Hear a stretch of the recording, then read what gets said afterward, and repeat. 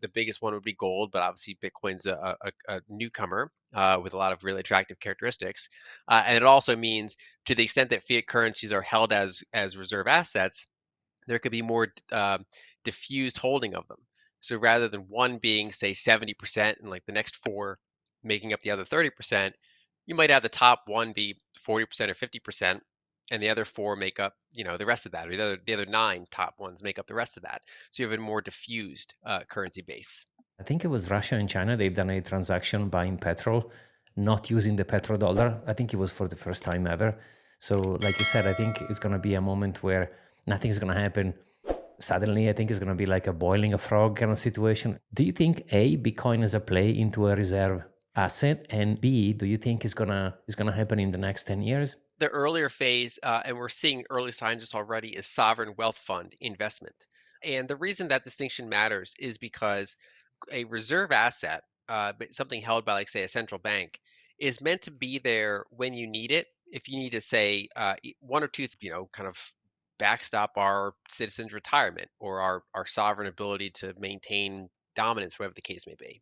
And that's where we're seeing Bitcoin show up. So it's not really earmarked for any kind of intermediate term purpose. And I think that makes sense for where Bitcoin is at this stage. So as a $2 trillion volatile 16-year-old asset, I think that makes sense. So I think we'll see it more and more in sovereign wealth funds. And then, one day when we add a zero to its market cap, hopefully, and it's way more widely held and less volatile, I think that's when you can see it show up in as a reserve asset as well, because at that point it has gold-like characteristics or treasury-like characteristics, where it's this large, liquid, highly understood asset that is there to be sold kind of rapidly when needed. By then, Bitcoin will be where gold is now, right? So now it's 2 trillion, gold is more or less 20 trillion. So with a 10x or another zero on the back of it, it's going to play a different role. I completely agree. And by the way, the last time you were on the show was October 6th, a day before my birthday, and Bitcoin was trading at 62,500. New level, then that's a more meaningful liquid kind of price level for the asset. And so during prior multi-year peaks, we can call them bubbles, I suppose, because you kind of had a few years of a bear market afterward, they hit very high levels by that metric. Currently, we've not hit anywhere near the levels that are historically associated with multi-year drawdowns. There are times we hit, I would call it moderately frothy. So, for example, in March 2024, which was the near-term aftermath of the launch of the US spot Bitcoin ETFs. So there's a little bit of a fervor there, a little bit of a rapid price jump. We briefly touched new highs at something like 73,000. And that metric got a little bit frothy, but it was nothing like one of those, multi-year periods. And then we did end up consolidating for like 7 months, which makes sense given the moderate froth we had. Then, shortly to your point, right after October, when we had an election in the US, a much more favorable environment to Bitcoin. That was kind of a catalyst, but that was after a 7 month consolidation. We were in a pretty good space valuation wise. We jumped up to, what was it, 107,000 or 3 year liquidity cycles. And Bitcoin correlated with those pretty well also. So it was just kind of like this cadence somewhere between the halving and the US liquidity cycle. I think those two things are both factoring into it.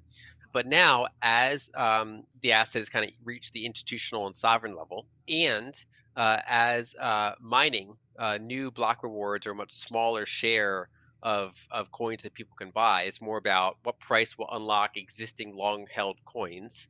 That matters more. I do think that overall, the 4 year cycle, which is based on the mining block reward cycle, I do think that will keep diminishing.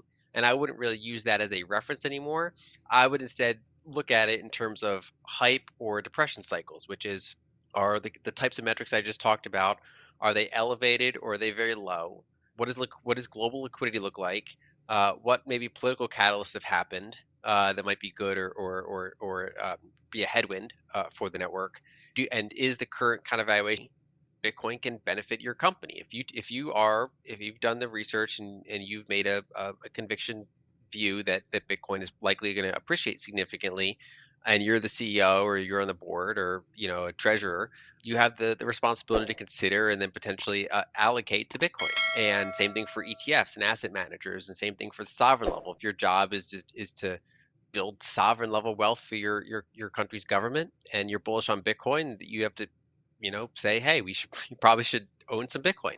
And I think that we're seeing that play out. I think it's inevitable that as it reached this level, it would become more interesting to these large entities. When Bitcoin had $1 million of trading volume today, in a day, even billionaires couldn't really get in or out without meaningfully moving the price. It just wasn't at a scale that would interest them. You can talk about kind of million% returns, but liquid returns matter, and so it's not like a billionaire could have allocated it at a meaningful way back in 2011.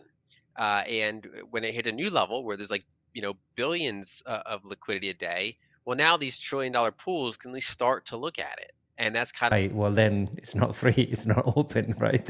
So everyone should be able to use it. And if you are afraid, quote unquote, well, just get self custody, right? You still have the option. exactly. I think it's all about optionality. And the analogy that I've used is like cars. There's some people that like back in like the early US and globally when cars were taking off, they became a symbol of freedom, which is that once you had your own car, you could drive anywhere. You weren't reliant on public infrastructure as much. You could drive anywhere in certain realities of getting gasoline and stuff. So somewhat of an illusion, but it was kind of the symbol of freedom. And that means different things for different people. There are people that can literally like take apart and rebuild their entire car from scratch if they had to. They're kind of sovereign car users, and there are other people that don't know almost anything about their car works, and are entirely relying on infrastructure around them to service their vehicle. And then there's a spectrum in between. And it's normal to see a similar kind of range in Bitcoin, which is that there's some people that it's one of the advantages of Bitcoin being a software product, software network, is that you can do that. It's much more costly to prove the existence of gold, in a vault, for example, or prove the inventory of a fine art collection or something. So it is good to make use of the unique aspects that the network offers where possible. The actual importance in practice can vary. So if you're like a private company in an exchange, it's probably more important for you to do that. Whereas, from Saylor's perspective, he is a large publicly traded company with very exacting auditors that are extremely thorough. Not to say that they're impeccable, that they can't be questioned, but it takes a lot of fraud at that level to like say not have the Bitcoin or something. And so I can see why it's just not something that they feel like they're focusing on because the type of investor they're catering to, the larger people that are active in capital markets, people that are like institutional investors, people that are high net worth retail investors, might be able to redeem in kind. Can smaller ones do it? And so, yeah, but basically, just different product for different market types. One way to consider it is there's a lot of walled garden capital. There's capital in 401ks. There's capital in insurance companies. There's capital locked up in big wealth managers, and for either tax reasons or practical reasons, it's just not going anywhere. People just want price exposure, and they want like a chain of custody and a chain of legal ownership that they feel comfortable with. Again, whether they should or not is a different question. And people have to choose that for their own jurisdiction. I mean, America has literally made it illegal to own gold for 40 years. I mean, we have these kind of crazy precedences, many other jurisdictions as well. So you have to kind of judge the risks of that. But it depends on the size of capital that you're operating with, and then it depends on what jurisdiction you're in, and it depends on, and some people will split the difference. So say, look, for my retirement account, it kind of needs to be in this little walled garden. So I at least want some Bitcoin exposure so I can buy the ETF or I can buy the Bitcoin treasury company. And for and if you said, okay, well, there's a zero chance of that under the prior administration, and there's whatever percent chance of it under this administration, that is now factored into price. Then same thing for negative risks. What is the probability that the U.S. government's going to like take their gloves off and say it's illegal for like any large institution to own Bitcoin? So Fidelity, BlackRock, you got to sell all your coins.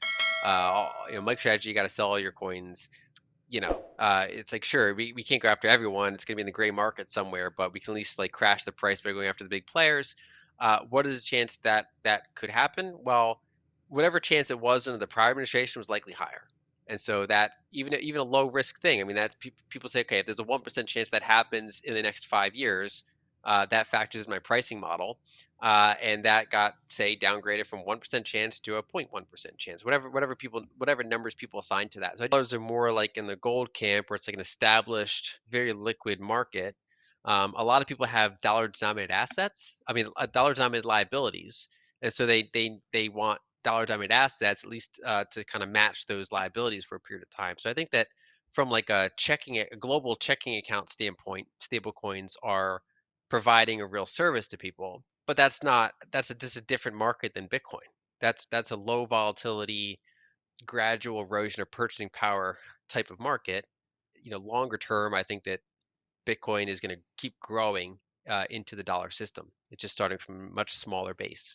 Seen in places where inflation was actually a big of a problem, right? So for those people downloading a decentralized or even centralized, what is worth wallet and transferring USDT, for example, Tether or whatever it is, USDC, is going to allow them to protect themselves from inflation. So, and at the same time, it's going to allow the dollar to expand the domination. So I think it's going to be one of those win-win situation. I'm foreseeing a lot of banks kind of start. Or equities, real estate, art, and now I would say the apex one is Bitcoin.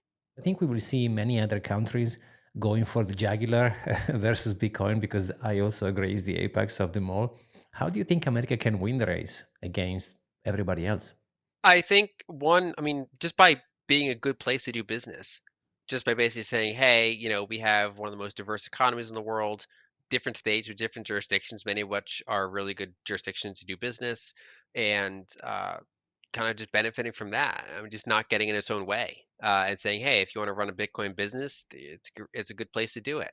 The United States could do other things like buy Bitcoin on the sovereign level. They might. Historically speaking, large incumbents usually don't disrupt themselves, or they don't take kind of proactive steps to plan for their own deterioration over time. So, for example, large companies are life balance, sustainability of what I do. I'm increasingly active in like the venture space.